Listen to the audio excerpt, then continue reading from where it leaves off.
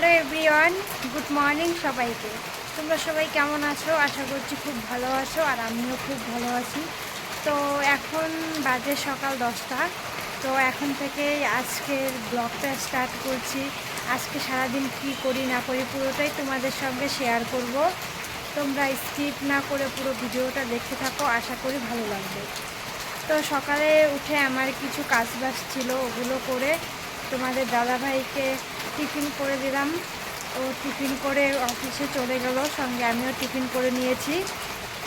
তো কয়দিন কি অনেক দিন থেকেই প্রচণ্ড গরম, রৌদ্র, এক ফোঁটাও বৃষ্টি হচ্ছিল না।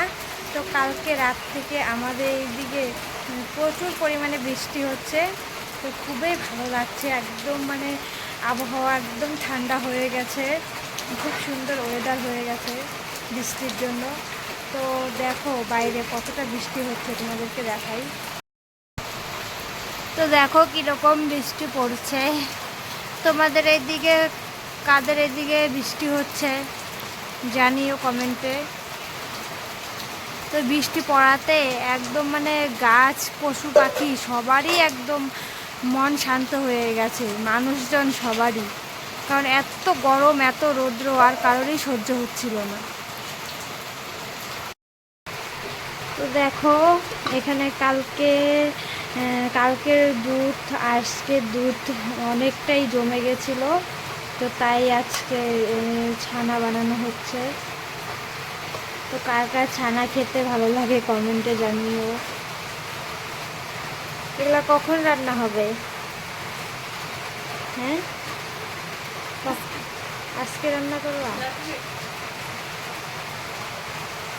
ভালো হয়েছে গো, অনেকটা হয়েছে।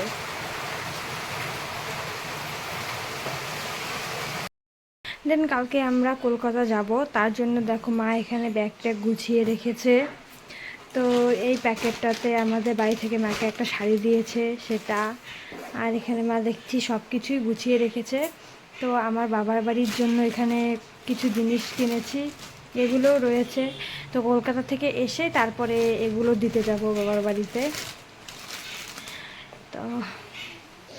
তো এখানে দিদিটা এসে বলছিল তোমার বাপের বাড়ির জন্য কি কি কেনাকাটি করলে দেখালে না। তো তাই আমি প্যাকেট থেকে এগুলো খুলে খুলে দিদিটাকে দেখাচ্ছিলাম, আর দিদিটা এদিকে উকি দিয়ে দেখছিল যে ফোনের ভিডিও হচ্ছে। এটাই আর কি আমাকে বলছে যে ফোন অন কেন, বললাম যে ভিডিও করছি তাই। তো তারপর এখানে প্যাকেট থেকে সব কিছু খুলে দিদিটাকে দেখাচ্ছিলাম। তো ব্যস্ততার কারণে আর আমার বাবার বাড়িতে যাওয়া হচ্ছে না এগুলো দিতে। তো কলকাতা থেকে এসে আর কি এগুলো দিতে যাব। তার মধ্যে আবার আমাদের রয়েছে বিকেলে একটু বেরোনো, কারণ কলকাতাতে আসছি সবার জন্য একটু কেনাকাটা করতে হবে। আর আমার শাশুড়ি মার আমাদের শপিংও হয়নি। তো তারপর এই জামাগুলো গোছাতে এতটা আমার কষ্ট হচ্ছিল, কারণ প্যাকেট থেকে বের করেছি তো প্যাকেটে ছিল একভাবে, আর বের করার পরে হয়ে গেছে আরেক রকম। তো প্যাকেটে ঠিকঠাক করে ঢুকাতেই পারছি না। কেউ দেখলে হয়তো ভাববে এটা নতুন জামাই না, এরকমভাবে আমি ওটা প্যাকেটিং করছিলাম। তো যাই হোক, তো দিদিটা দেখলো সব কিছু, বললো না খুবই ভালো হয়েছে। তো এরপরে আর কি জানি না কবে নিয়ে যেতে পারবো বাড়িতে, দেখা যাক কতদিনে নিয়ে যেতে পারি। তো তোমাদের আর কার কার কী শপিং হলো অবশ্যই কিন্তু কমেন্টে জানিও। কে কী শাড়ি কিনলে, কী বা শপিং করলে জানিও আমাকে। তো তারপর এই যে আমার বাড়ির পাশেই একটা দোকান ছিল, সেখানে কিছু ছোটোখাটো জিনিস কেনার জন্য শাশুড়ি মা আর আমি চলে যাই। তো ওই তো মা এখানে বসে বসে দেখছিল কি নেওয়া যায়।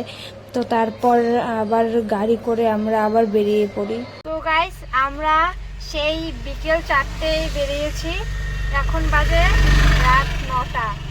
এতক্ষণে আমাদের শপিং কমপ্লিট হলো। তো এই যে গাড়িতে বসেই একটু খেয়ে নিচ্ছি, প্রচুর খিদে পেয়ে গেছে। সো আমরা বাজারে গিয়েছি সেই বিকেল 4টের দিকে, এখন বাজে রাত 10টা।